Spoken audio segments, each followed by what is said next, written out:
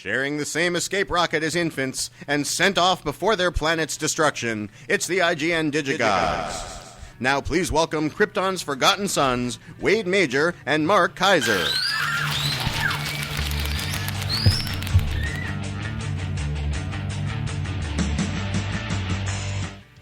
Good to have you back, Mark. Why, thank you. But before we get to that, Corey, who sent in that intro? That was brought to you by Peter Kasoris. Rhymes with banana. He is right. It does. So, yes, sir. Would you care to share what top secret thing you were doing that kept you out of this show surprisingly for 2 weeks? It was just a miserable work project. That's really all it was. It was just a miserable work project. 13-hour days. Did you make any OT, time and a half? I don't get OT or time and a half. I'm a salaried employee. Oh, that blows. So if I work 8 hours a day, if I work 15 hours a day, it's the same thing. So basically, you're a serf. Yes, I'm a serf. Okay. So I went to a bat mitzvah the previous weekend. Yes. That was during the time when I was working these 13-hour days. We are literally at the party doing the hora, right, at the Skirball Center. Mm-hmm. And during the bat mitzvah, I would have to go outside to look at rough cuts on my phone.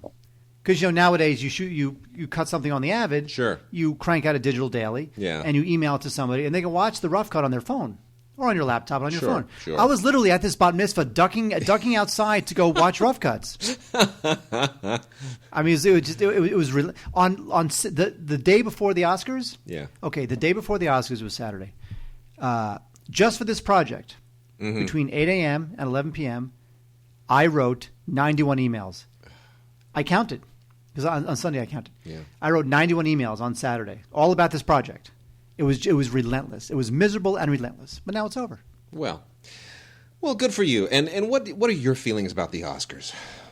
Here's the thing. I watched the Oscars all by myself in my living room, just waiting for the next email to come in. But the thing is that by the time the Oscars started, the whole town shuts down. Yeah. So even with this miserable, I work in TV, whatever, and even with this miserable project, everybody still shut the H up for the Oscars. Wow. So I watched it myself at home in my living room. Good. Thank you. What I think, you know what? I all around it was. You mean it as a show or as the award winner? Let's start with the show. As a television producer person, what was your sense of the show? I thought that the show was. I thought that Neil Patrick Harris. I was never a fan of The Choice. Yeah. I like him a lot. He's very, very talented. I mean, the guy's a born entertainer. Yeah. But he's just not Oscar hefty to me. He doesn't really. He's not really in movies. He's like a TV guy and a Broadway guy and a very talented guy. He's in the Smurfs movie. Exactly. Yeah. But to me, he just he doesn't have that weight.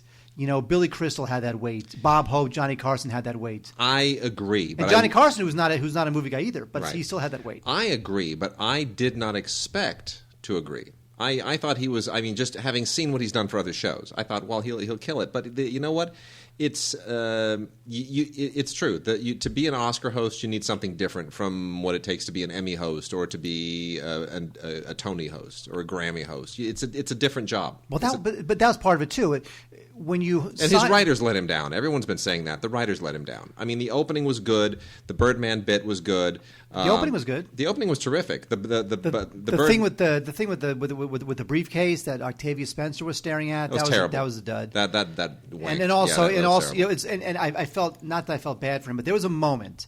The woman who won, I believe it was best, not Laura Poitras, but the woman she accepted with, was wearing that dress that had all those black puffy balls on it. Yeah. Right? So I think it was her. So the woman gives this acceptance speech. It's very heartfelt. Yes, and talked about she lost. Was suicide or something? It was something terrible. Yes, and he came out and he made a crack about the dress as though he weren't even listening. He didn't even listen. He was like, "You've got to have balls to wear that dress." And I'm like, you know what? You are now prioritizing the joke over the moment. Yeah. And at that point, he lost me. But. Yeah.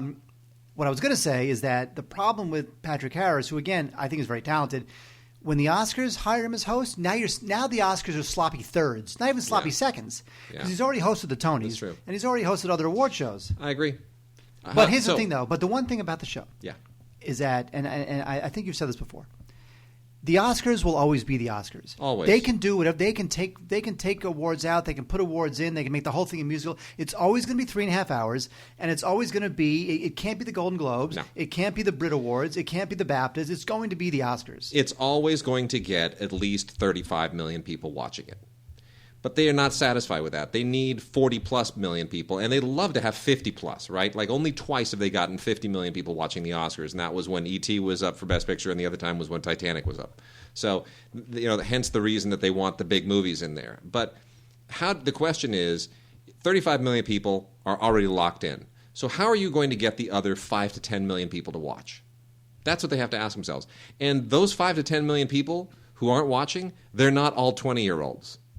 Okay, well, I know the advertisers would like for them to be, but the demographics are always going to be what they're going to be. So they've got to figure that out. Well, see, they thought they would get those extra people if they expanded the Best Picture category from 5 to as many as 10. Right. So now suddenly Avengers is up for Best Picture because it's so popular, and then all the kids start to watch. Well, it turns out that when you expand it to 5 or 10, you didn't make room for Avengers, you made room for Whiplash. That's true. Which is great. I mean, I agree. Screw it. I mean, look, I like Avengers. I'm all about it. But like Best Picture, come on. No. Well, anyway, speaking of, so it's good. Let's get to the show. Yes, and also I have to say that the awards, which we'll talk about in a second, because you're holding a Blu-ray in your hand, that happened to win an award or two. The awards I thought were very fairly parceled out. And I should say, before we get any further along, Anthony LaFata was the winner of our Oscar pool. Anthony LaFata. He nailed 20 out of 24. I got 17. He kicked your ass. He did. Well, there were a bunch of us who got 17. There were a bunch who got 19. Yassine, and God bless you, Yassine, for starting this. It was a great idea. So thank you. Big shout out to Yassine for starting not only the Facebook page, but getting this Oscar pool going. Fantastic idea. He got 19. He almost won the pool that he started. Well, here's the thing. That would have been fantastically cool. You're thinking to yourself, Mark, why didn't you do the pool? I did the pool, but my name was my name. Instead of using my name, my name was Wade Sucks. Yeah. So I was the guy whose name was Wade Sucks, and I think I only got like 13 right. Well, there you go. Well, anyway, Anthony LaFata killed it. There was no runoff. There was no need to come within. By the way, I guessed the length of the show within 2 minutes, or the minute at which Best Picture was awarded. I got that within 2 minutes. Yeah, yes. but by then you had already gotten your butt kicked by I had. by Anthony. So there was no runoff, no tiebreaker needed. So he killed it, and we sent him a fantastic batch of Blu-rays, including Boyhood and the Frank Darabont collection, and Pawnbroker, Quiet Man, Bells of St. Mary's, and High Noon. Ooh. It's a good set. It's a great set. Fantastic. Yeah. I rewatched Pawnbroker about a year ago. Yeah, it's great, isn't it? It's the Pawnbroker. It's freaking Steiger, man. He just and by the way, for people who have an interest in film history, it's one of the films that helped break down the old production code. Yep. Because that film had women's bare breasts, and it was kind of a big deal at the time. And that was one of the films that chipped away just a little bit at the production code. Indeedy-didy-do. So, in any case, we're going to talk right off the top about Birdman. My favorite film of the year. Birdman, not my favorite, but I respect it. And, the editors are friends of ours. I have to ask my wife to courteously inquire and see how they feel about the fact that this is the first time in 14 years. 14 years. First time in 34 years. 34 years? 34 years. Since 1980. It's been 30. Yeah, 34 years. First time in 34 years that a film has won Best Picture without its editors being nominated. Well, because people assume it wasn't edited. I know, which it was. But the last time that happened was Ordinary People. And it happened a lot in the 70s. Annie Hall won Best Picture, not nominated for editing. Godfather 2 won Best Picture, not nominated for editing. So that didn't used to be a thing. But from Chariots of Fire forward, every single film until Birdman that won Best Picture received an editing nomination. So it was so routine that it was statistically considered for years and years and years that Best Director and Best Editing went more in hand than Best Director and Best Picture. So go figure. Like an Oscar historian now? That's what I do. Yeah, what you do. So anyway, Birdman, which I have in my hands here, in a beautiful, beautiful slip cover and a red plastic Blu-ray case. Ooh, how about that? I love this movie. It's fantastic. You know what? This movie came at a time when I was giving up. I hated movies, Even though I liked some of the big summer movies that came out, I was over it. This movie restored my faith. I saw it at the perfect time that I needed my faith restored in filmmaking, and this was the movie. It is also the first movie nominated for Best Picture since Dr. Strangelove that carries a subtitle, Birdman or The Unexpected Virtue of Ignorance. But here's the thing. That's the complete title. Well, how about this, though? At Hollywood and Highland, yes, you know how they have the at Hollywood and Highland they have those big pillars, and the pillars have the each Best Picture winner. You know, it's like the year and the Best Picture. Yeah, you know what I'm talking about, those big gold pillars as you go up those big stairs. Yeah, is it going to say Birdman, or will it say Birdman or The Unexpected? Blah blah blah blah. And I'm going to tell you a funny story here in a second. And by the way, do you realize now that Zach Galifianakis has been in a Best Picture winner? How do we feel about that? Are we okay with that? Well, so is it's so funny. Like you realize, Ryan Phillippe. You know, he's on some ABC show or something. Yeah, like, dude, yeah. you starred in a Best Picture winner. But here's a funny story. I was talking to a friend of mine who now he runs a tech company. He used to be run a film festival, and he was in a restaurant like last year, maybe early last year, whenever it was, and at an adjacent table was Iñárritu, and he was sitting there with Zach Galifianakis. And he was essentially pitching Zach Galifianakis on Birdman. He was like giving him the whole thing and this, and it was like he was witnessing history in the making. Ooh, and little did he know that 9 months later. Yep, there we go. So anyway, I am a huge Iñárritu fan. Again, not my favorite film of his. I much prefer things like 21 Grams and especially Babel. Babel to me is his masterpiece. But you know what? I mean, it is a proficient film. It is a really proficient film, and it's essentially in many respects the same movie as The Artist, if you think about it. It is about a guy who refuses to be the thing that the industry wants him to be, to refuses to become a part of the machine. And in one case, it's a guy who's fighting the advent of sound and studio filmmaking. In this case, it's a guy who's fighting what he has been, which is the past, the studio, the superhero filmmaking. But it still speaks to the actors branch in particular in the same way. That's why it won. That's why it won. Actors love movies about actors who aren't selling out, because most of them are. Look, we have Argo, The Artist, now Birdman. In three in about 6 years. That's right. It's maybe anyway. So Birdman is an absolutely fabulous Blu-ray. But that said, it is not loaded with extras. The beautiful red case and the slipcover and all that stuff. Here's what it comes with. It comes with a gallery of photography that Emanuel Lubezki shot. Because he originally wanted to be a photographer. Lubezki became a great cinematographer instead, but still a great photographer. So there's a gallery of his stuff, and there's a little all-access gizmo on here, and a conversation with Keaton and Iñárritu. Now, do you wait? Until the special edition? Yes. Well, yes, I think you do. I mean, you can rent this for now, but this is not to own.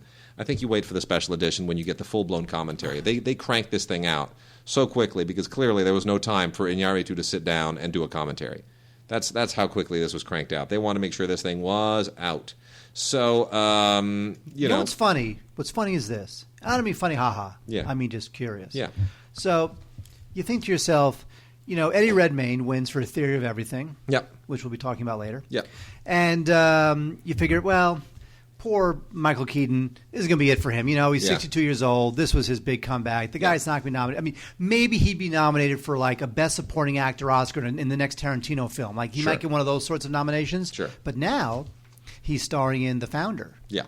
As it where he plays Ray Kroc, the guy who it's going to be great. Now I'm thinking, hey, he could do it again. He could win for that. That's right. He could win for that one. He very easily. The Academy may feel as if they had, for sure. They wanted to give it to Keaton. They had to give it to Redmayne because he was really good. He was great. Yeah. But now they can it's rectify a biopic. that. It's a biopic role. See? That's what wins it for you. It's the biopics, done man. And done. Done and done. What are we doing? Oh, I love this movie so much, Wade. I know you do. You can let me have this if you wanted to. Oh, Chrissy hasn't seen it yet. What? I gotta let her see it.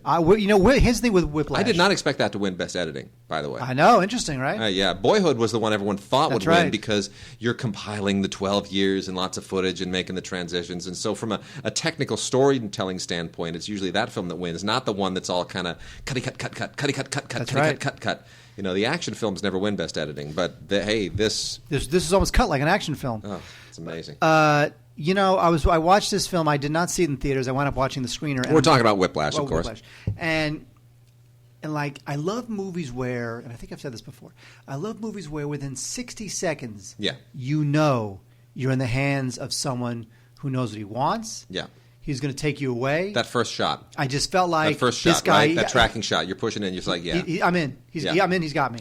And Ray was very cynical about this. You remember, I quoted Ray actually at our Film Week Oscar show at the Egyptian, and it actually started to get mumbles and boos for a second. I said, well, our colleague Ray Green, who also does a lot of off-ramp documentaries for KPCC, is part of the family. I said, when I was talking to him about this, and he said, I liked it better when it was called. Now I'm drawing a freaking blank. John Houseman, the Paper Chase? Paper Chase, right. Thank you. He goes, I like it better when it was called The Paper Chase. And people go like, oh, there's like this groan. I said, no, but wait, hold on. Because that is what it is. It is The Paper Chase. And John Houseman won Best Supporting Actor for The Paper Chase. That's right. Okay, I mean, it's emulating that in many respects. Yeah, it's music school versus law school. But it's a classic structure. I mean, let's not ridicule it for being that. But it is, let's recognize it's a classic structure, and it sets up, J.K. Simmons perfectly to win his Oscar, which he did. And I frankly like this better than The Paper Chase. I think it's a better movie. Oh, this is much better. Much to me, better this movie. is much better than The Paper. I mean, The Paper Chase yeah. is fine. Yeah. But this, to me, just took me It away. The only thing I'll say about Whiplash kills it. is that I felt like the last 20 minutes, I don't know that I really loved where it was headed. He sees him at the bar. I don't want to give anything away. Like Yeah, that, I know. their teacher... pupil dynamic was just so energizing that when it started to come in for its inevitable landing, it's like I don't want to give much away. It got a little less interesting as it went along. Well, because it feels like it needs to give you some kind of dramatic closure to that episode that you're not going to see coming. And it feels a tiny bit forced, but I didn't care because it wasn't so much about the narrative to me. It wasn't about the structure. It was about the trajectory of that relationship. And it eventually brings that back. And it sort of, it gives you, it takes it to where it needed to go.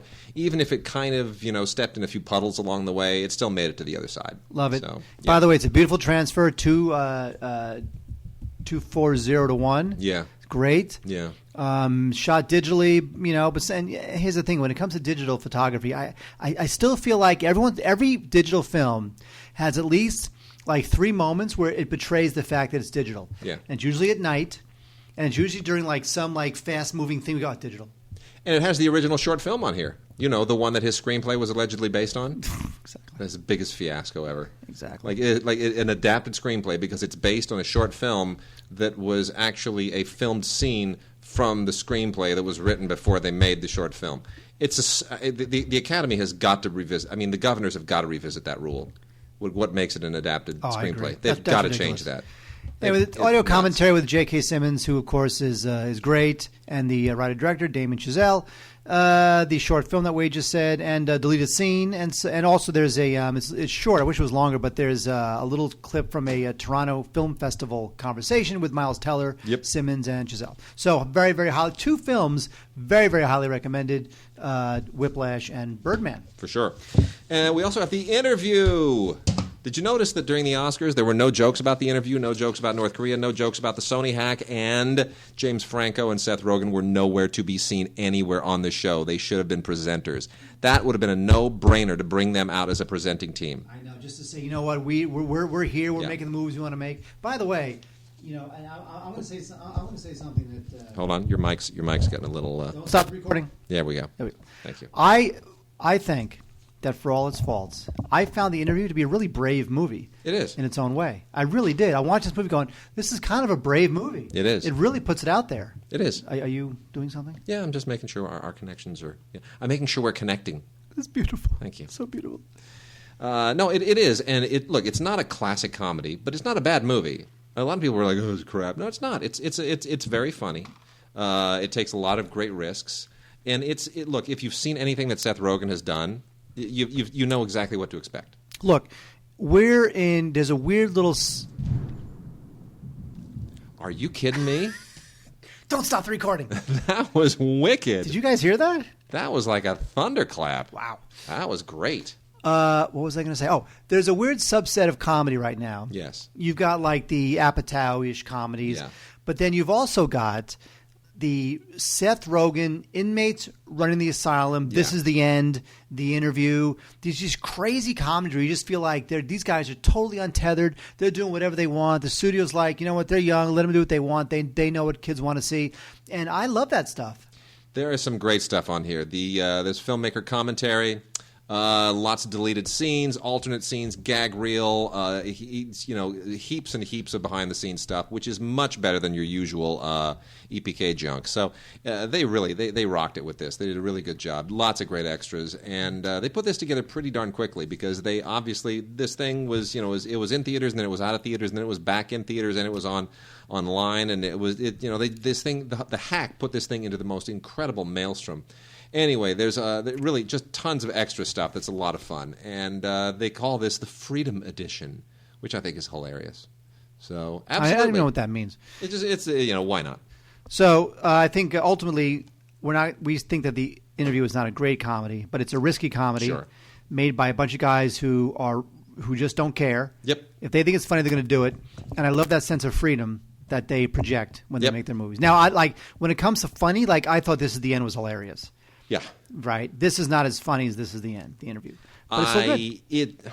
Boy, that's a tough. And by the way, the guy who plays Kim Jong Un. Oh, he's great. He's great. He's fantastic. That's a thankless role. He's very good. I like this better than This Is the End because I think This Is the End just eventually just deteriorates into ridiculous. It just consumes itself. It's like a snake eating its tail. It's the best. But you know what I'm saying. At a certain point, it just becomes self-parody of self-parody. But whatever, it's fine.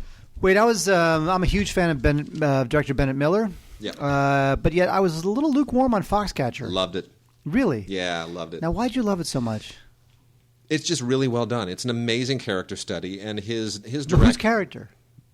All of them. All of them. All of them. I mean, of three characters in particular. I mean, there are three people who are central to this, and it's let's call it a love triangle, shall we? I disagree with people who think that there's all of this homoerotic subtext to this thing. I think they're just patently wrong. I really do. A lot of people are like, it's a homophobic movie because no, it's about wrestling. Okay? If there's anything, wrestling itself already has a certain kind of homoeroticism to it. If you go all the way back to its Greek origins. So whatever's inherent in wrestling is, by extension, is inherited by the movie. But that said, no, I thought it was a fascinating triangular character study. And if you've seen any video of what DuPont really is like, he nails it. I mean, Steve Carell nails it. He does. Here's the thing. I felt like, for obviously, it's a career redefining role and a piece of trick casting that essentially worked. Yeah. But I have to say that I don't know that Carell is a great actor. I think he probably found that little vein of a performance that he could own, and he just did that. Yeah. Mm-hmm. I don't know that if you had given that role to a better actor, a more seasoned actor, whether you would not have gotten a better performance. But it's also just a really, really well crafted movie. I mean, Bennett Miller, the guy, he's impeccable. It's just everything is just so slick and very so precise, smooth. very precise. It's fantastic. Unfortunately, this one also doesn't have much. It's got deleted scenes and a featurette. So there's probably going to be a special edition of this at some point, I would think. A Bennett Miller commentary at the very least. But it's going to be a while because this didn't really do anything at the Oscars. So, yeah. Sorry, Wade. Theory of Everything. My favorite film of the year. You're out of your mind. Love this movie. No, you don't. Love it. It's so conventional. What's wrong with you? Wade, you ignorant slut. It's classic. It's not conventional. It's classic. You know what? Seriously, you're gonna make a movie about the most genius guy who ever lived, and the guy could he's the most smartest man who ever lived, and it's told in just the same mawkish, syrupy tones that every other. It's not about him. It's about her. You know what? I got to tell you, I did not like that character. I thought that character was totally poorly drawn. I'm telling you, I'm watching this movie going, what the movie is about her, obviously, right? Because he can't really do much. Right. It's her, but yet I never really felt as if what is she feeling? Does she feel guilty? Does she feel anger? Does she hate him? All these emotions I would have loved to have that had been tapped in the script were just not there. She helped bring some of it out. That's my favorite performance of the year. No, because you love her. I love her. I adore her. She goes for 2 hours. You love it. But I'm saying is that since the movie's really about her, I just felt like I never really felt as if that character. I never felt all. She's amazing. I never felt all the contradictions and all the regrets. I never felt any of it. Love it. And there's a commentary with James Marsh, who of course did Man on Wire.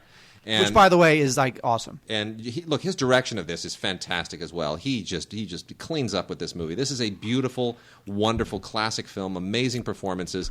Thank God for Working Title. They make the only movies that I ever seem to like. That's true. Working Title's great. And by the way, Eddie Redmayne, who, as you know, I was blurbed in calling. Yes. I was blurbed in Les Mis for calling him a revelation. Yeah. Right. Yeah. This is your fault. It's my fault. No, exactly. He's great. I mean, that's one where if he didn't just nail it, he nailed it to Oscar-winning effect. He did. Redmayne. Yeah, he my only. First of all, I have to say that you love syrupy, stringy movies. You just love. This would have been a Cukor movie back in the 1940s. Would have been a George Cukor movie. It just totally would have been. No, it's just would have been a George Cukor movie in the 1940s. It just seems so conventional to me and just so mawkish. Everything about it. No, love it. So this gets the ultraviolet treatment too, so you can watch it on your phone nonstop. No insight into what she really went through, and fantastic, glorious movie. Beautiful, fantastic, glorious movie. Speaking of beautiful, fantastic, glorious, that's everything that St. Vincent is not. Because, people were talking Bill Murray possibly as the best actor nominee at the time. And how did Naomi Watts get a SAG nomination for this but not Birdman? Like, what? Where did that... Because she had an accent. Anyway, this movie, I will admit that by the end it kind of won me over just a little bit. It turned me around. But it's one of those movies, right, about the old curmudgeon whose heart of steel or granite is softened by the kid. We've seen that about a boy, and there's so formulaic. A million of those. It's just very formulaic, and really, without Bill Murray, what would this thing be? You put Steve Carell in this movie. What is it? It's nothing. Yeah. So I was not really a fan of St. Vincent, although again, it's a good rental. I'd give it a rental. There's some deleted scenes, which of course are always good because it's more Bill Murray. And there's a little featurette, kiss butt featurette on Bill Murray. Bill Murray, the patron saint of comedy, they call him in this featurette. Yeah. But otherwise, it's a good cast. I love Melissa McCarthy. She's hilarious. Naomi Watts, again, won a SAG nomination for having an accent. But otherwise, I just feel like it's very formulaic. A little bit, it's kind of charming, but still, I just think, without Bill Murray, this would be nothing. So one of the 5 nominated songs was for the Oscars was from Beyond the Lights. I guess it was Grateful. Is that the name of it? I'd never heard of it. This has got to be the most unimpressive movie ever to get nominated for anything. Anyway, it's basically just a standard 1930s era backstage musical kind of movie. It's just redone for the R&B era. But it's it. It's just, she's a singer and he's a cop who's supposed to be her bodyguard. And we've been there already a little bit with Costner and Whitney Houston. And then, Danny Glover shows up and then there's a song and then it gets an Oscar nomination. I don't really get it. They must have been just beside themselves when that happened. But that just tells you how thin the field of Academy Award nominated songs is. Ton of extras here. Deleted scenes, commentary, a bunch of featurettes, and it's perfectly, a passable movie. But if you've seen The Bodyguard, if you've seen A Star Is Born, if you've seen every other backstage musical made from over the past 80 years, you've seen this a dozen times. I just, I don't understand the point really. Wade, we have a clash of animated cultures in my hand. One of them won the Oscar, and one should have. We have, the Tale of Princess Kaguya should have won the Oscar. LAFCA gave it Best Animated Film. Yeah. And it's a terrific movie. It's based on this 10th century Japanese tale of this, this woman who comes to the earth from the moon. Yeah. That's the whole thing. It winds up being just a very beautifully hand-drawn allegory on materialism and beauty, and it really is just a wonderful film. I mean, it's long, so the kids might have a little bit of trouble getting through it. It's things over 2 hours. I think they're 2 hours and 15 minutes or something like that. It's long, yeah. But again, this is a studio, a Ghibli film. This is not Miyazaki. This is he did not direct this, but it is his studio, or maybe I guess his son's studio now. Yeah. So it's great. There's a lot of cool neorealism here. A lot of hand drawn, almost watercolor looking visuals. It's absolutely gorgeous. The Tale of Princess Kaguya, absolutely wonderful. Let me see. What else? We have that. Then on the other side, we have the film that won the Oscar for Best Animated Film, Big Hero 6 from Disney. Which I called. I know everybody was thinking that How to Tame Your Dragon 2 would get it, but you know what? Sequels don't typically win. If you don't have Toy Story in your title, a sequel is not going to win this category. Wait. You mean that Big Hero 6 isn't the sequel to Big Hero 5? No. Oh, interesting. Isn't that amazing? I thought it was. But I don't dislike this film. I think this film is fine. You know, it didn't work for me. It's kind of charming in its way. That Michelin Man kind of dude as he does his thing. It felt like a quasi ripoff of The Incredibles, done to sort of with just enough anime, but not enough anime. A little bit of Marvel, but not. You know, it's like you got it's not quite a Marvel film. It's not quite an anime film. It's not really a Disney film. It's not really a Pixar film. It doesn't really have an identity. It just felt like it was in search of a direction. I didn't get it. Turns out it's in search of an Oscar. I don't want it. And the quote unquote sequel by Stan Lee, or the cameo by Stan Lee. Come on, no, doesn't no. Anyway, it's got a bunch of extras on it, including deleted scenes, an alternate opening, bunch of Easter eggs. You don't see Easter eggs much anymore on Blu-rays or DVDs, so it's kind of nice to see Easter eggs here. So there you go, Big Hero 6. Of course, it looks absolutely gorgeous, like most of these CGI films do once they're transferred to Blu-ray. And there you go, Big Hero 6. Sure, why not? Yeah, sure. That's my blurb. Sure, why not, Mark Heiser, Digigods. You didn't like The Captive, did you? The Adam McGowan film. It's over.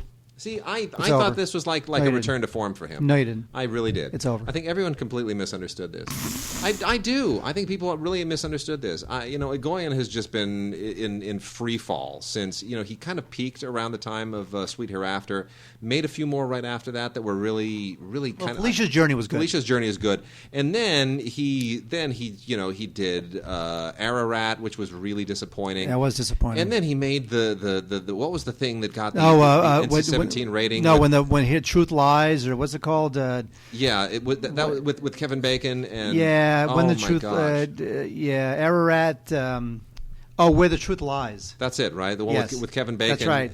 And there's like some sexy NC-17 threesome or something with Kevin Bacon. Well, they're basically playing, Martin and Lewis. They're playing Dean Martin and Jerry Lewis. That's the concept there. Terrible. Colin Firth and Kevin Bacon. But yeah, that like threesome sex scene thing was just, where did that come from, and why did you put that in the movie? That was horrendous. Terrible. Oh my gosh! I can't. But this one he wrote. Yeah. And directed. He wrote it with David Fraser, and it's based on his story. And it gets back to that jumbled, timeline that he does, where you're jumping around in linearity. And look, it is a dark, in many ways, depressing story of child abduction and sex trafficking and it gets into some pretty dark stuff. But he's no stranger to dark stuff. He can do it. No, and he makes that stuff completely heartbreaking. Ryan Reynolds almost gives a performance. It's a good performance, man. I thought it was a really, really good performance. I mean, Ryan Reynolds just absolutely kills it. I thought he was really, really good. And Mireille Enos, who I actually known the family for years, is fantastic in this. I thought she was just absolutely wonderful. And I thought Rosario Dawson as the detective is fantastic too. Oh, you're out of your mind. You know what? It's kind of campy and kind of pulpy, and it just wasn't really my thing. I just feel like I want him to break my heart again, like he did with Sweet Hereafter. I thought it was great, and I was particularly thrilled. And again, I'm biased here, but I was thrilled that he used Mireille in a really, really good way, because she's kind of wasted in World War Z. It's like, hi, I'm Brad Pitt's wife. And then it's a Brad Pitt movie. And she just sort of drops into the background at a certain point after that first big scene when the zombies are pouring down the street. And then she sort of goes away onto a carrier, and then that's hard, right? Because eventually she's separated from the star of the movie. But here she gets to actually do something, and she's a really good actress. She's a really good actress, and they're a family of very talented actors. And I was thrilled that he used her correctly. And I just thought the movie had a great feel, and I thought Ryan Reynolds was fantastic. So there. You know what movie you should watch instead?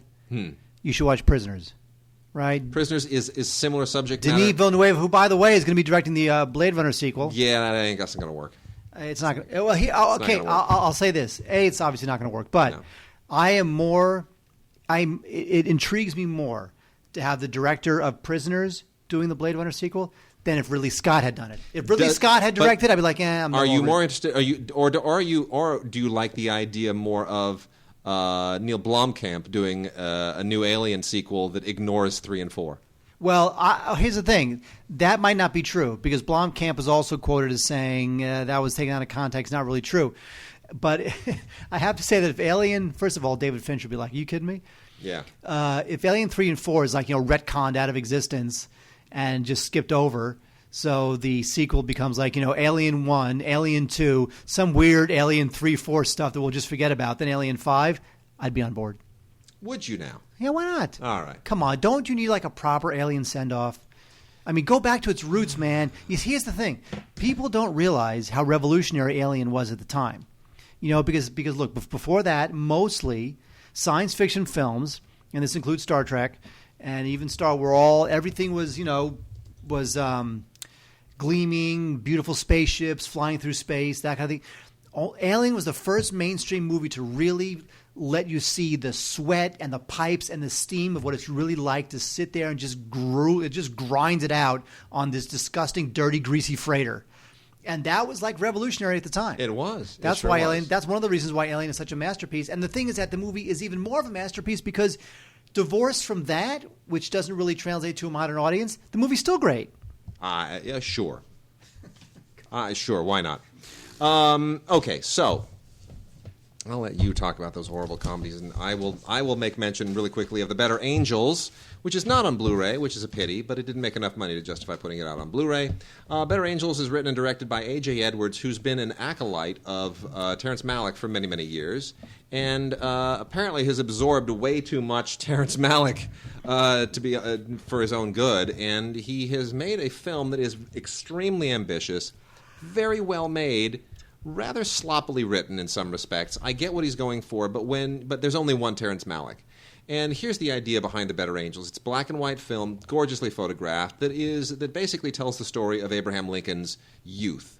A lot of interesting dramatic things happened to Abraham Lincoln when he was living a relatively impoverished youth with a very stern father and, just the log cabin. We all know that story, right? I mean, really kind of outside. I mean, it's very, very frontier, very rural.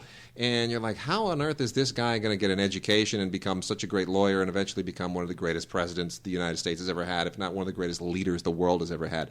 And it sort of tries to plant the seeds of how he, all the elements that sort of combine in this series of events and the illnesses and the accidents and all these things, how all this kind of coagulates to build his character.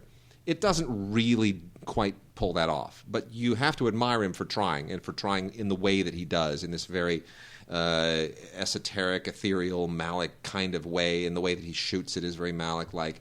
There's some good performances here. Jason Clarke as Abraham Lincoln's dad is really good. Diane Kruger is very good. Britt Marling, Wes Bentley. These are all people who have real serious credentials. They're all really solid. But the kid who plays Lincoln is not quite as solid. And so in any case, Terrence Malick produced this, through his guy A Bone. It's probably worth taking a look at, but I just wish it were less Malick-like and more distinctive. Even Terrence Malick, I'm done. Have you seen the trailer for the new one? Night of Cups? Yeah. But I heard it's just as ethereal and so what? That's what we want. Meaningless as the rest of his movies. That's what you want. I mean, you know what? I'd be curious to see if he does a documentary. That documentary he's been threatening to do. Yeah. If he does that, that'd be awesome. Well, we'll see. Horrible. Speaking of horrible bosses too. Oh. Did you like my? Why did? Oh. So this is the sequel to obviously Big Hero 5. No. So this is the sequel to the Horrible Bosses, which I didn't really like that much. I certainly don't like this. This one is crass and tasteless, and it keeps just hunting around for some funny thing to do or say. And I guess sometimes it hits it, and then other times it's like, are you kidding me? I mean, come on, guys. Look, this is such a sequel cash-in. Not funny, not good for a Saturday night rental, not good at all. This one stars the main crew, Jason Bateman, Charlie Day, Jason Sudeikis, and Jennifer Aniston, who, if she wonders why she wasn't nominated for an Oscar for Cake, one of the reasons is because of movies like this. Because just because you decide to show up for a movie in Cake doesn't mean we should give you an Oscar. So you know what? If you want to do more movies like Cake, then maybe you can earn your way into an Oscar. But you know what? We're not throwing you one. Yeah. Just because you decide to show up. Anyway, this thing's just a piece of junk. It's got a bunch of good bonus features on it, though. It's got like a blooper reel thing, and So it's got Chris Pine. Yeah, can I say something about Chris Pine? Yeah, go ahead. It seems like in real life, I agree. It seems like in real life he'd be a jerk. No, he's not. He's a nice guy. He's a really nice guy. Really? I don't know. I don't know. He's not that guy. Well, you know what it is? So you're saying he's not a jerk? No, he's a really nice guy, but he's not like that movie star guy that everybody's trying to turn him into. I know. Everyone wants him to be the new Harrison Ford, the new William Shatner, the new fill in the blank. They want him to be like that guy. Come on. That's Chris Pratt. It turns out that's Chris Pratt. Pratt's becoming that guy. He's not that guy either. Neither of them are that guy. There are no more of those guys. Just stop it. Really, just don't. Please. By the way, speaking of Star Trek, we have to talk about Leonard Nimoy. Oh, so sad. That's the worst. So I went to now only the lamest Trek fan would know this. And by the way, I am one of the lamest Trek fans ever. Only I would know this. So I went to a birthday party last night for a friend of mine and you know his sister. Right? Mm-hmm. And so he is also one of the lamest Trek fans ever, just like I'm one of the lamest Trek fans ever. So only the lamest Trek fans will know this reference. I walk up to my friend, right? Mm-hmm. And we hadn't really talked about Leonard Nimoy's death. Yes. I walked up to him and I said, the plants act as a suppository. And he knew what that meant. Because only the lamest Trek fan ever knows what that means. That was a classic Leonard Nimoy blooper from the original series. Yes. He was supposed to say the plants act as a repository, but instead he says the plants act as a suppository. And then when he started laughing, you saw in his hand, he puts in his mouth a lollipop. So when Nimoy used to read his lines on Trek, and sometimes he'd have his hands behind his because Spock would put his hands behind his back, he was holding a lollipop. Nice. So in that blooper reel, which you can look up, he says the plant acts as a suppository. He cracks up, puts a lollipop in his mouth, and only the lamest Trek fan like me would know that. Anyway, point being, Dumb and Dumber 2 not funny. What? Yes. Well, I was also going to say there's some wonderful stuff about Vulcan physiology in the Starfleet Medical Reference Manual, which I still own, and which I bought when I was a teenager. And one of them is that Vulcan urine is thick and viscous and kills plant life on contact. And you ran out of the room. I scared you. Did you? Okay. Very, very, very good. Very good. All right. Oh, no. You don't tell me you actually have a copy. I can't find it. Did you go looking for your Starfleet Medical Reference Manual? No, I have the Star Trek blueprints. Oh, well, I've got those too. Which ones? From the movie or the original series? From the movie. Oh, yeah. I have the original series ones. What? I also have Star Trek maps. I also have the Star Trek Concordance. I've got the Starfleet Starflight chronology. Okay, do you have the Star Trek 2 photo book, which takes like stills from the film? The photo novels? Yes, I've got about 10 of them left. No, I still have 10 of them. I have those too. They're terrible. They really are. Once you have, I used to read those. I'd be like, how could I find that interesting? How could I actually find that entertaining? To read like the book version, stills from the film with captioned under them. Dreadful. Well, I'm going to do a quick plug right now for a DVD that I'm actually quoted in the back of. Sorry, go ahead. I'm going to let you finish this. Dumb and Dumber 2 not You're funny. talking about bad movies. Yeah, Dumb and Dumber 2 not funny either. Okay. Why'd they make this? It's got an alternate opening, gag reel. Seriously, Dumb and Dumber 2 Oh gosh. Making me cough. Why'd they make that? Well, if they were going to make it, they should have made it about 2 to 3 years after the first one. Because now it's like, you know what? They're not cool anymore. No, make it in 20 years or 30 years when they are both old and decrepit. But then it's funny. So what you're saying is that do the original in like 1990, whatever, and then don't do the sequel to 2030. Yeah. Okay. Yeah, that's what I want them to do. All right, so Oh Baby is a great little independent film, low-budget film by a filmmaker named Stephen Rothblatt. He really went out on a limb to make this thing. He has just been just dogged about getting this film made and distributed, and he's doing it all by himself. And it's called Oh Baby. It is a totally unusual film. There's almost no way to describe the plot. It is a how am I going to say this? It is like a transgender comedy romance musical about wanting to have a child. Not another transgender musical Right? comedy about wanting to have a child. Absolutely. Every day there's another one. But it is, this is independent filmmaking right on the razor's edge, and I salute him for what he did here, and I am quoted on this box. I didn't even know that. But you can actually get hold of this 3 different ways. This is not something you can just go on Amazon and get. You've got to either go to Indiegogo.com, and you can buy it online or do a digital download, or you can go on down to Amoeba in Hollywood. They've got them. They've got a stock of them there. Or you can order them by mail. And mail it would be at Stephen Rothblatt Productions at 1033 and a half Sanborn Avenue, LA, California 90029. That's $15, but the best way I'd say is go online. Get the DVD or the digital download from Indiegogo.com. And that's INDIEGOGO.com. Really, just this is when filmmakers just put themselves right on the line, and I totally respect it. There's so few that really do that. And then a couple of real quick ones, and then we're going to go into a Vox box and some listener mail, and then round out. Not yet. And I'm going to do a bunch of Kidvid here. I'm going to plow through some Kidvid. Kidvid, which is your way of saying Mark gets to take a pee break. Yes, Mark gets to take a pee break, and I'm going to talk to the other parents out there, people who have little ones, about what my daughter actually is watching now, which is it's switched up a little bit. It's amazing the things that suddenly captivate her. Wade, would you by the way, why is Caillou bald? First of all, are you saying that I am single and childless? Is that what you're saying? Yes. Thank you. Second of all, even though you have insulted me by calling me single and childless, would you like some cookies? Sure. Now, I try to make checkerboard cookies. Yeah. Of course, should I take a picture of this and put it on Facebook? No. Just feed me the cookie.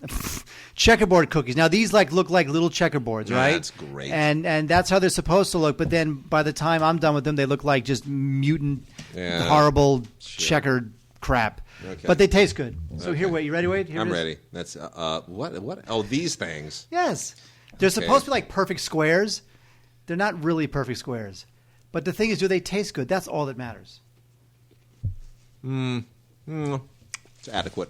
What? Adequate. Really? Yeah. Now, are you just saying that to get a laugh? Or are you saying because they're adequate? No, it's adequate. It's not my favorite kind of cookie. Okay, fine. Yeah. I've been having a lot of pillow cookies at Sweet Lady Jane. What's pillow cookies? Oh my gosh, they're like the fluffiest, chocolatiest thing.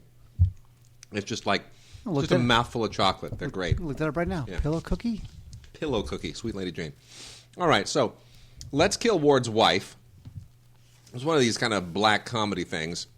Did you see this by chance? Now, is pillow cookie a cookie filled with chocolate? No, it's just like a chocolate chip cookie, except everything is even more chocolatey.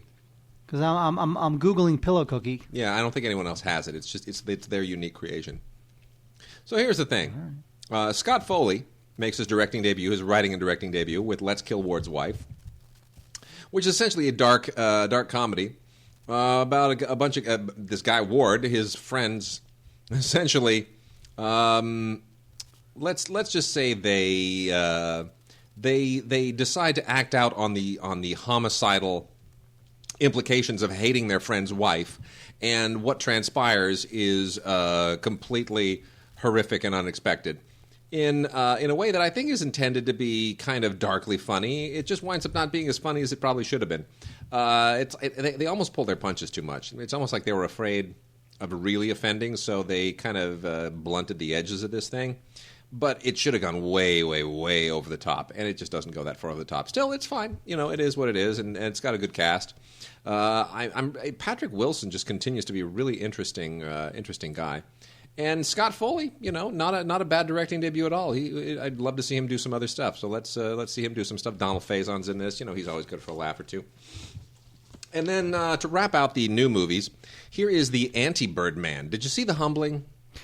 The Levinson thing? Oh my gosh, it's so sad. It is. You realize how old Al Pacino is? Al Pacino's like 74 years old. But it tries to do the same thing as Birdman, right? The idea is Barry Levinson and Al Pacino in a very low budget movie, which is essentially an adaptation of the least liked Philip Roth novel of all time. Okay, no one liked this novel when Roth came out with it. This was the one where they're like, okay, now you got to lay off for a while because this novel stinks. So somebody decided, wait, let's make one, and let's hire Buck Henry to try and actually make something out of it. Even Buck Henry can't spin, what is it? Make a silk purse out of a sow's ear. That's what he's trying to do.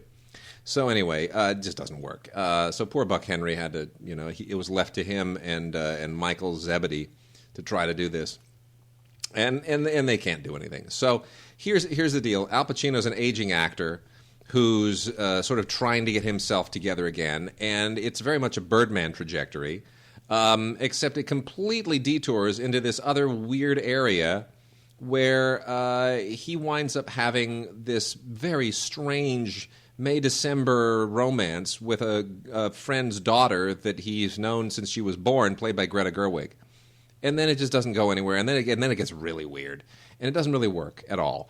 And if seeing Al Pacino shtup Greta Gerwig is your idea of a good time, kill yourselves, knock yourselves out, go to the ends of the earth to see this movie. But if just me saying Al Pacino and Greta Gerwig get it on, if that makes you go, ooh, and you kind of get the shudders, you don't want to see this. So essentially, its target audience are horny 74-year-olds who realize they will never get a girl as young and hot as Greta Gerwig? Something like that. Okay. Something like that. All right, Mark, we got a Vox Box. Well, can I do it now? Good. Now you can do it. Wait, it was a false start. I know. It's been a while.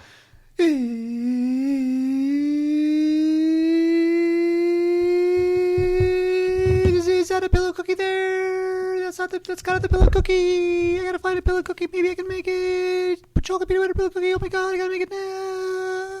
Fox box. Hi, Digigods. This is Billy Milby. I last year, lent out my copy of 2001 Space Odyssey, a Blu-ray, to somebody, which happens to be my favorite movie, and now it's long gone, which, of course, would happen if you lent something out.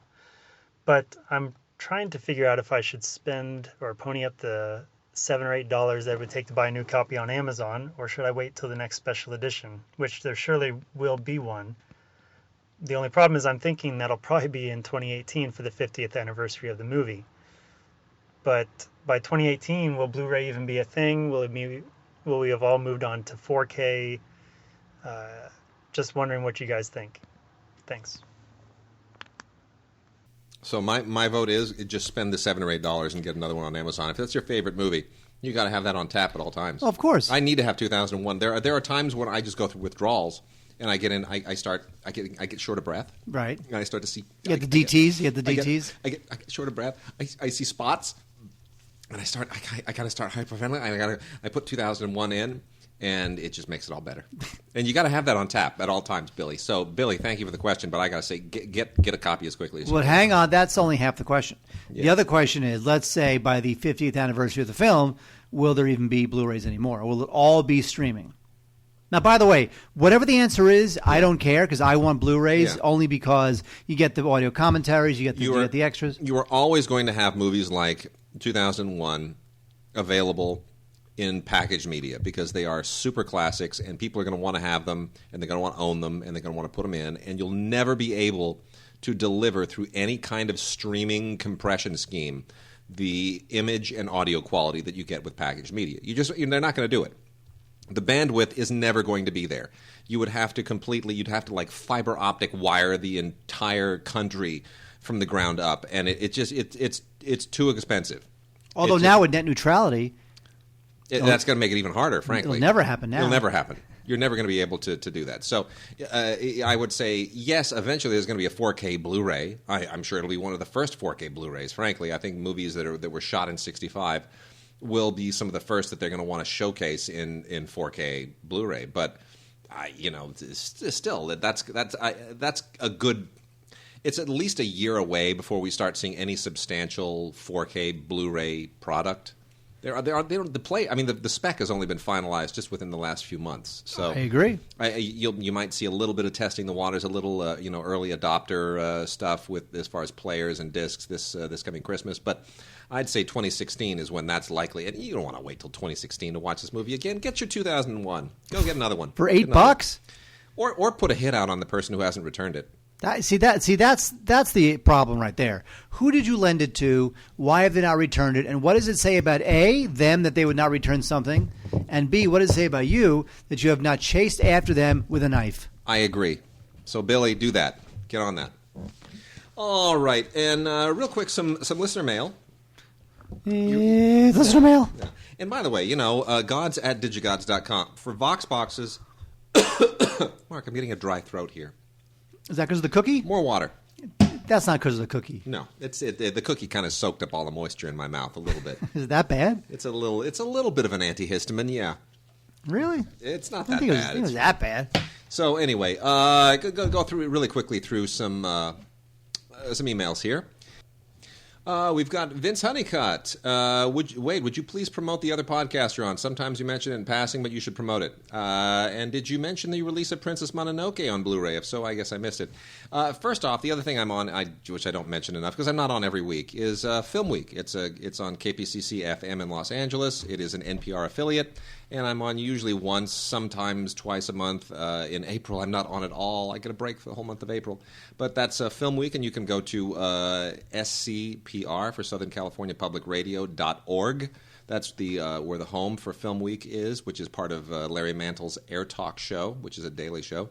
Or you can just go to iTunes and search on Film Week. And as far as Princess Mononoke, we didn't get a copy of it. We are going to be talking about in a future show some of the other Studio Ghibli releases that came out the same week. But yeah, Princess Mononoke did come out on Blu-ray. They were not able to send us a copy, very constrained product on it, but it is out there. It is out there. Disney has finally released them. And Eric Altieri says, I have to say I really missed the Baking with Mark segment on the podcast. Mark, what's going on? Did your stove break? Wade is hungry. We just remedied that. We just remedied that, Eric. Yeah, but not successfully. By the way, I had my mouth is all dry now. I had a very embarrassing ice cream fail last night. Yeah.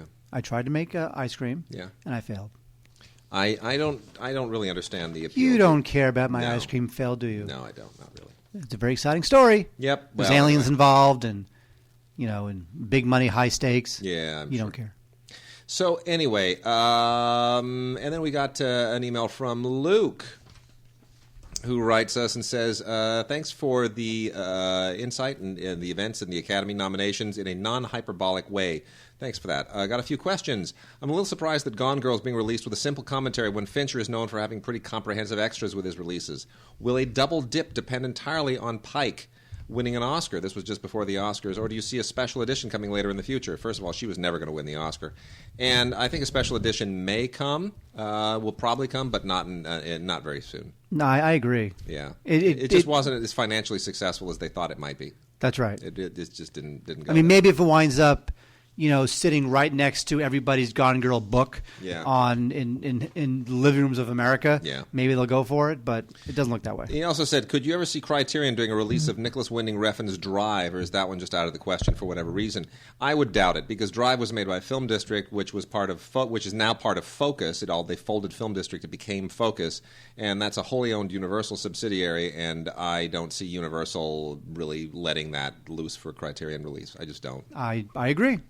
And then his third question, for you personally, what do you prefer when it comes to reading books that have adaptations in the works? Do you like to read the book first to see how the movie compares, or do you like to see how the film holds up on its own? I don't have time to read books, so it doesn't really matter for me. Well, plus you're illiterate. Yeah, and that's the other thing. I mean, even if I had time to read books, I'd have to learn to read first. Yeah, it'd take years. It'd take forever. I was actually curious because I had read Gone Girl, and I was curious to see how it stacked up. But generally speaking, I don't feel obligated. Yeah. Like I did not want to sit through, 50 Shades of Grey, the book. I heard it was horrible, really poorly written. Have you seen any of the excerpts from it? No. Oh my gosh! It's like it truly. It's like caveman speak. It's the worst. I was writing better than that in second grade. It's insane. I've seen better scrawl on bathroom walls.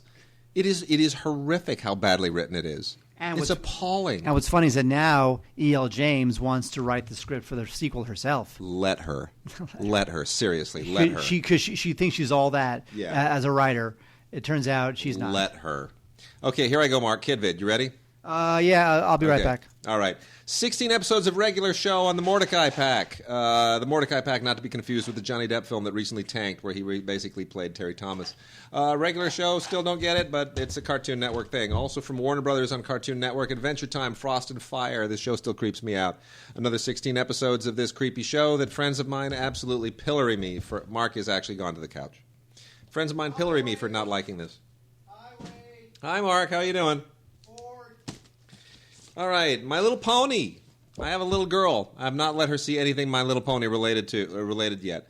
We've got the 30th anniversary of My Little Pony, the movie. This is the original My Little Pony, not the more recent Friendship is Magic incarnation. It features the voices of Danny DeVito, Tony Randall, and Cloris Leachman. Actually kind of sweet. It's a very dated animation, but the voices are good talent, and, Madeline Kahn, Rhea Perlman, a lot of good voice talent here. So with the sing-alongs, probably good for kids. I'll let you know how my daughter reacts to it when I decide to risk showing it to her. On the My Little Pony Friendship is Magic front, we also have The Adventures of Cutie Mark Crusaders. This show kind of creeps me out just because I know all about the brony movement, and there are 5 episodes on here, but every time I watch them, I picture a grown man just slobbering over this show, and I'm not sure how I handle that. And then there's also the complete season 4 for My Little Pony Friendship is Magic, which, this has a panel from 2014 San Diego Comic-Con that is borderline creepy. And then the sing-alongs combined with that panel it's a little too creepy. But, a lot of little girls love this, and it doesn't matter if grown men also love it. Just don't tell me about it. We also have... From on the Nickelodeon front, most of what my daughter watches is Nickelodeon, I will be honest. Nickelodeon Junior in particular. And my wife hates Max and Ruby. She doesn't like the voices. I think Max and Ruby are cute little bunnies, and I seem to like it better than my daughter. So here we have Max and Ruby's sweet siblings. And there are 12 episodes here that are all absolutely charming. Max never really speaks. He's kind of, Ruby has to pull him along. I'm less enthralled by Blaze of Glory, which is this mini movie with these personified monster trucks. It's very much like Pixar's Cars. It doesn't really work. It's kind of dull, made mainly for little boys and who don't know any better. And then we have Springtime Adventures, which is the usual cornucopia of individual episodes. You got Team Umizoomi and Dora the Explorer and Blue's Clues, Wonder Pets, Bubble Guppies, Wally Kazam. They just kind of give you one episode of each of those with a little springtime theme just to kind of plug each of the individual shows. Dora and Friends features an older Dora, and I'm kind of creeped that Dora is actually growing. There are 4 different adventures here. A slightly older Dora with her friends. And then we've got the Fin-Tastic collection of Bubble Guppies on 2 DVDs. I enjoy the Bubble Guppies only because I enjoy their songs. Again, that's one that I think I enjoy more than my daughter. And lastly, Paw Patrol, Marshall and Chase, On the Case. I'm not quite sure how many people respond to this. The little kind of emergency rescue dog concept seems a little forced. I don't really enjoy it. My daughter doesn't pay attention to it. PBS Kids, on the other hand, great stuff. Everything on PBS goes over really well. Big Brother Daniel from Daniel Tiger's Neighborhood, certainly a good educational show. Psy Girls, seasons 1 and 2, is for older kids. This is a Daytime Emmy Award winner. But this is definitely really smart for the tweens, superbly educational, good stuff to show them. We get these cool little releases with little tiny puzzles on them. I thought this was great. Daniel Tiger's Neighborhood, Welcome to the Neighborhood. Dinosaur Train, Eggstravaganza, EGG, Eggstravaganza. And Jack and the Beanstalk, Super Y, and Other Fairy Tale Adventures. My daughter watches all 3 of these shows, particularly Dinosaur Train and Super Y. Super Y is really good. Mark, did you know Super Y is really good for teaching a kid to read? It is. It's really good. So there's like a little bonus jigsaw puzzle on the cover of this, which is great. It's like 12 pieces, and it's good for teaching kids puzzles. And then Arthur, they do this great spoof. Arthur, this is PBS Kids as well. Arthur's Fountain Abbey. It's a Downton Abbey spoof featuring Arthur. I thought it was really very clever. Dinosaur Train, another one, I Love Trains, which is a few episodes of Dinosaur Train, 8 in total. Dinosaur Train I used to hate. It's growing on me. And then another one with a bonus puzzle, and I want to take a special moment to just ask this question again. Caillou's Garden Adventures. Caillou apparently is a very educational show. My daughter has started to pay attention to Caillou. The voice, which drives everyone crazy, it's kind of this weird whiny voice. I think a girl does the voice. It's Canadian. And they found that kids paying attention to Caillou actually develop the same cognitive skills as kids when they're reading. It's apparently very good for you cognitively. The problem is Caillou is bald. I don't understand why Caillou is bald. Mark, why is Caillou bald? Because it costs more. It's more ink, more time for the animators to put hair on them. I see. Okay, very good. And then, of course, my daughter's favorite, Peppa Pig. There's a new Peppa Pig release, Muddy Puddles. Oh, More fantastic Peppa Pig episodes and Muddy Puddles.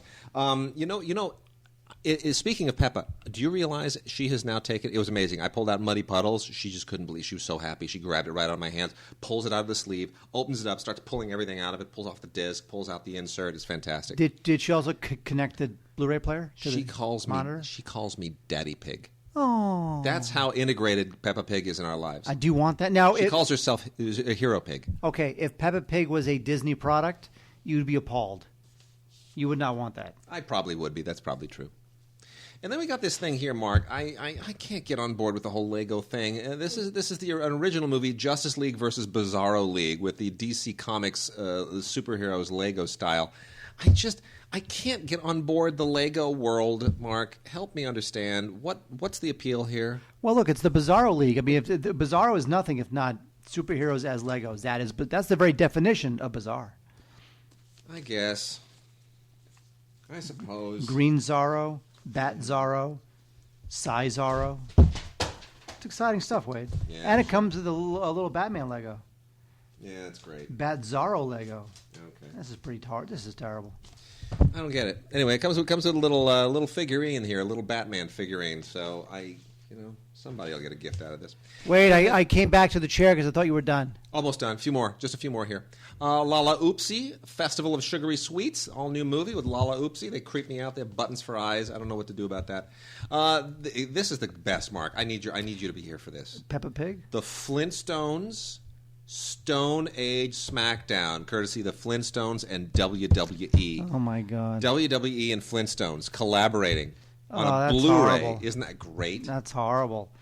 Oh, let's try to indoctrinate kids into the WWE by teaming with the Flintstones.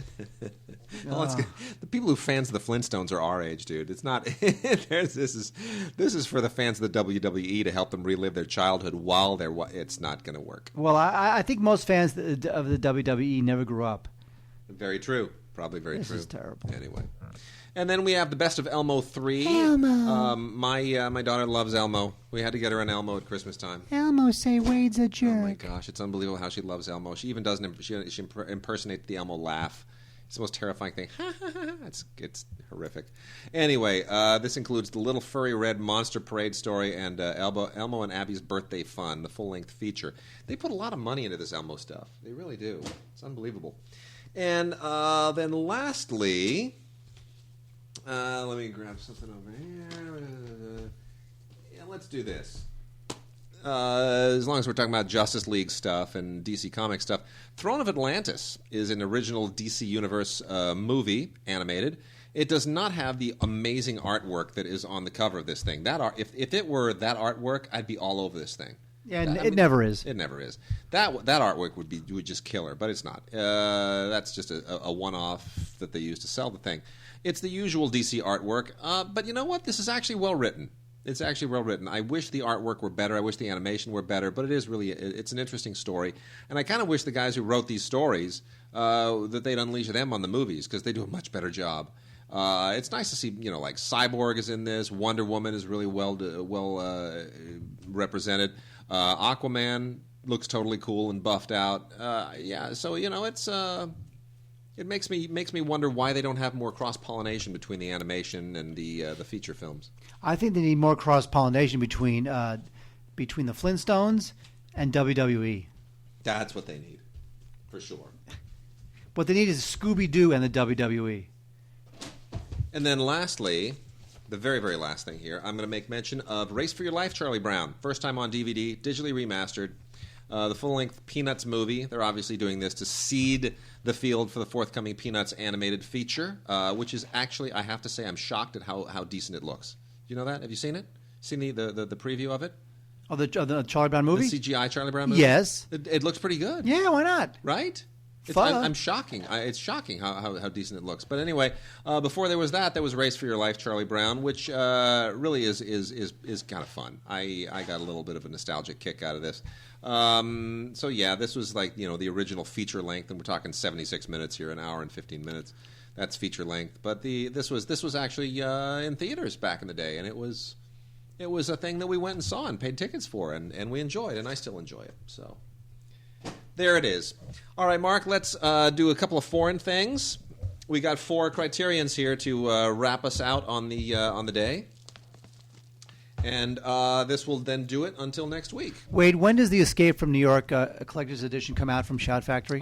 Scream Factory? That's all I care about. Oh, yes. That is all I care about. Hold on. I will tell you. I cannot wait. I will tell you. I'm all over that. I am all over that like white on rice. April 21st. It cannot be April 21st fast enough. April 21st. So, Mark, Criterion. Yes, sir. I'm going to talk about Criterion. Lame. We got 4 Criterions here. Lame. We got Fellini Satyricon. First of all, I'll give you the 2 foreigns, and then you can mention the 2 English language films to everybody. The 2 foreign ones here are Fellini Satyricon by, of course, Federico Fellini, and Jean Renoir's A Day in the Country, both of them on Blu-ray for the first time. A Day in the Country from 1936 is an absolutely delightful adaptation of a Guy de Maupassant story by Jean Renoir, and it's just all about a family from the city going out into the countryside and having a picnic, and what happens. And it's a great film. It's one of Jean Renoir's best. It's one of his least seen in the United States, and comes with fantastic extras, a great introduction by Renoir that he did in 1962. Believe it or not, totally bizarre. And then there's an interview with Christopher Faulkner, who's a Renoir scholar, who gives you all the details that you need to know about the film. And there's a feature-length 1994 compilation of outtakes, which is dazzling. So again, it is film school in a box. A Day in the Country, Jean Renoir. Fellini Satyricon, fantastic transfer. Really gorgeous from a new 4K digital restoration. I've never seen the film look this good.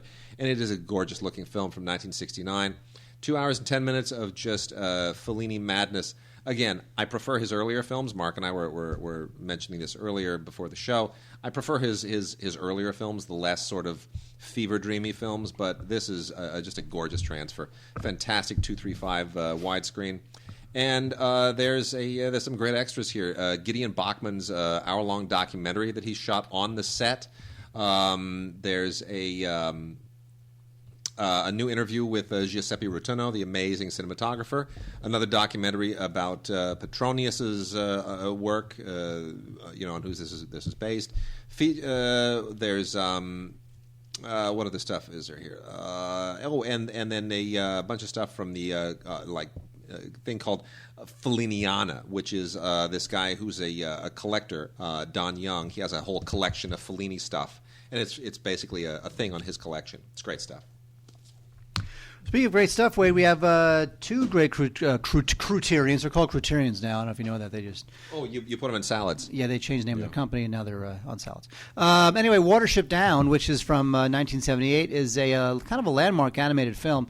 It was kind of a passion project for its director, Martin Rossin, and it's a masterpiece. It is what was amazing about Watership Down then is still what makes it great today, which is that it is unbelievably grim. This is like one of the first animated films where it's like you just want to kill yourself. Yeah. I mean, it's a risk. It's really risky. But it works. Yeah. It's faithful to the book. It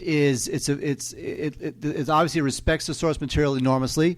Parents will be on the edge of their seats. Kids will love the animation, but still, it's an allegory. What the movie's about, a community of rabbits who are forced to kind of try to live with the modern forces of change. And the movie, just like the book, is a bit of an allegory. Yeah. And it really does not sugarcoat any of that. It doesn't back away from it. It is exactly as the original author, Richard Adams, had wanted it.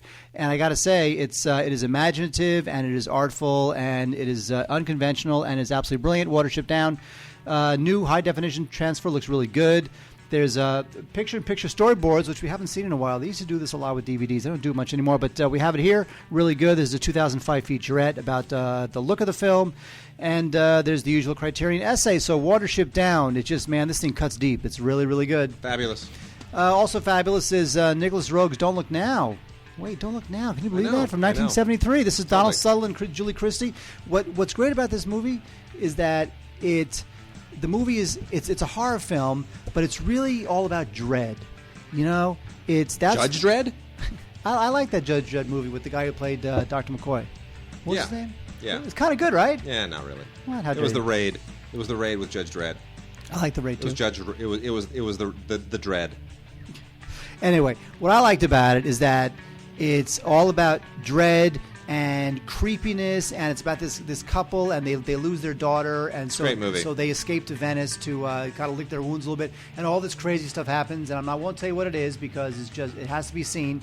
It's really hard for movies of that era to creep out modern audiences because modern audiences now feel like they've seen it all. Yeah. This one though will creep you out. Tons of extras on this one, documentary shorts and interviews, also from a 4K restoration. So really sharp stuff. All right, Mark. We'll see everybody next week. Next week.